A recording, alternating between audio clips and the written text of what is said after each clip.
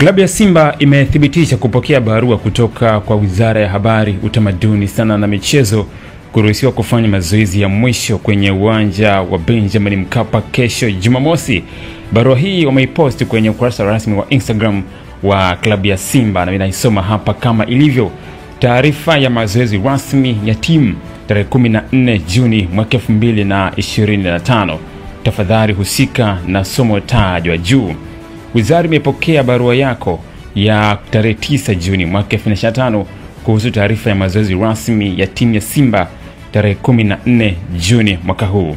Kwa muktadha huo, tunawafahamisha kwamba uwanja huo upo tayari kwa mchezo huo na wizara haina kipingamizi na timu kufanya mazoezi ya mwisho kabla ya mechi kwa mujibu wa kanuni. Aidha, wizara inapenda kusisitiza kwamba itaendelea kutoa ushirikiano kwa viongozi wa vilabu vyote nchini wanaomba kutumia uwanja Benjamin Mkapa na vingine vilivyopo chini ya wizara bila kukwamishwa kwa namna yoyote matumizi ya viwanja hivyo. Aidha, mnakumbusha kukamilisha taratibu zote za maandalizi ya mechi ikiwemo kushiriki pre-pitch ambayo kuratibiwa na wasimamizi wa ligi kuu kwa mujibu wa taratibu za ligi. Nashukuru kwa ushirikiano wako. Imetolewa na Boniface Tamba, katibu mkuu, lakini pia nakala afisa mtendaji mkuu bodi ya ligi mtaa wa Uhuru, Ilala, Dar es Salaam.